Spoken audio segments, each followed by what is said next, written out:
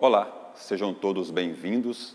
Meu nome é Leandro Ferreira e o nosso assunto aqui hoje é doutrina da justificação.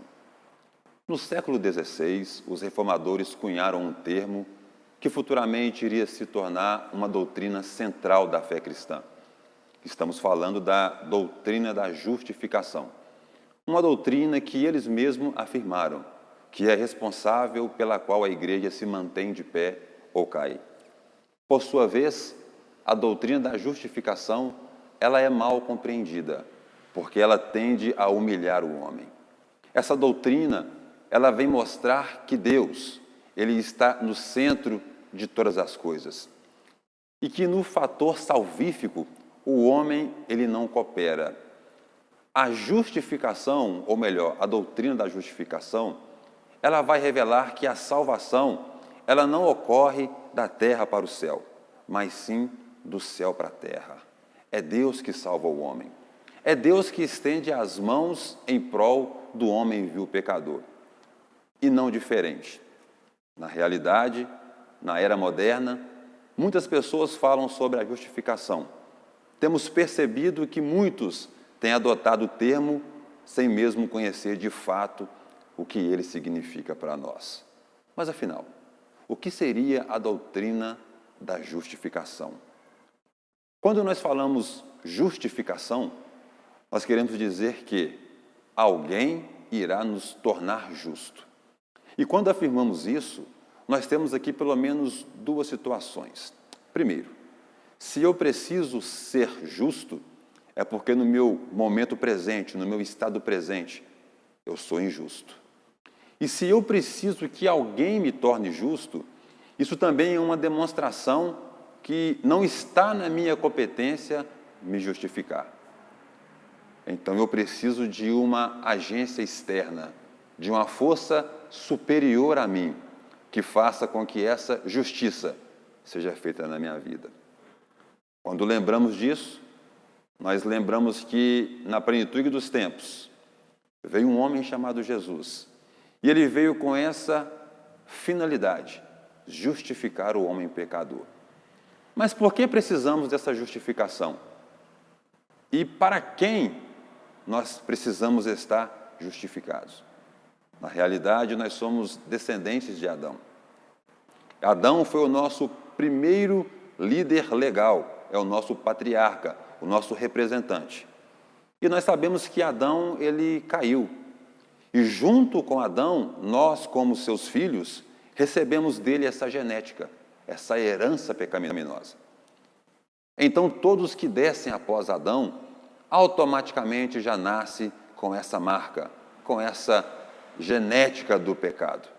E se todos, então, agora estão contaminados com o pecado, se todo o gênero humano está depravado, obviamente nós precisamos de um representante sem pecado. E, na realidade, a Bíblia vai nos apresentar um representante ideal e legal. Por que nós dizemos isso? Por que o nosso representante ele precisa ser ideal e legal? Legal, porque ele precisa ser homem. Aliás, ele não está substituindo homens. Então, esse substituto ele tem que ser legal. Ele tem que ser homem como eu e você, exceto no pecado. Mas também ele tem que ser ideal. E quando dizemos um líder ideal, queremos dizer que ele precisa ser Deus em totalidade. E Jesus Cristo, ele preencheu todos esses pré-requisitos. E enquanto esteve ali na cruz, como um homem, pagando ali pelos nossos pecados, se cumprindo a profecia que Isaías ele proferiu, no capítulo 53, verdadeiramente ele tomou sobre si as nossas dores. O castigo que nos traz a paz estava sobre ele e pelas suas pisaduras fomos sarados. Enquanto o nosso mestre esteve ali naquela cruz, ele estava sendo aniquilado pelo peso da ira de Deus. E naquele exato momento, ele estava aplicando, fundindo a sua justiça em nós. É necessário ressaltar que a justificação, ela é realizada na cruz do Calvário. mas ela é conferida no tribunal de Deus. E é exatamente por isso que os reformadores deram um nome à justificação. Eles a chamavam de justificação forense. O termo forense é um termo que vem do latim, que dá uma ideia de o fórum de Deus, tribunal de Deus. Na realidade, todos nós, um dia iremos nos apresentar diante de Deus. E aquele que chegar diante de Deus nesse tribunal e não tiver essa justiça de Cristo imputada sobre a sua vida, ele será reprovado. E as consequências serão catastróficas. A justificação, ela ocorre na cruz, porém ela é conferida por Deus no seu júri. E é por isso que o apóstolo fala: Cristo em vós, esperança de glória. A maior glória que o ser humano pode ter é um dia estar diante de Deus e não ser aniquilado com o peso da sua ira. Quando falamos de justificação, queremos dizer que alguém justo se fez pecador em nosso lugar. E a sua justiça foi conferida a nós.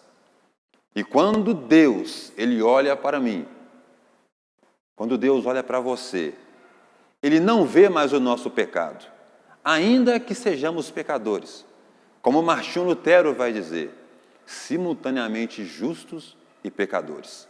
Porém agora Deus, Ele não olha para o nosso pecado, mas quando Ele nos vê, Ele enxerga a justiça de Cristo imputada em nós. Quando Deus olha para nós, Ele vê o seu próprio Filho, porque o seu sacrifício vicário justifica homens pecadores. Então, quando nós falamos justificação mediante a fé em Cristo Jesus, nós queremos dizer que não há nenhum mediador.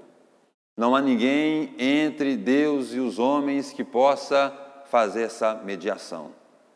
Cristo, Ele é o nosso representante legal e ideal. Quando nós dizemos justificação mediante a fé através de Cristo, queremos dizer que Cristo, Ele de fato justificou homens, povos, tribos, línguas de nação. E é exatamente por isso que lá em Apocalipse, os anjos vão ofertar um cântico a Ele. A Ele seja a glória, a Ele seja o domínio, pelos séculos dos séculos. Amém.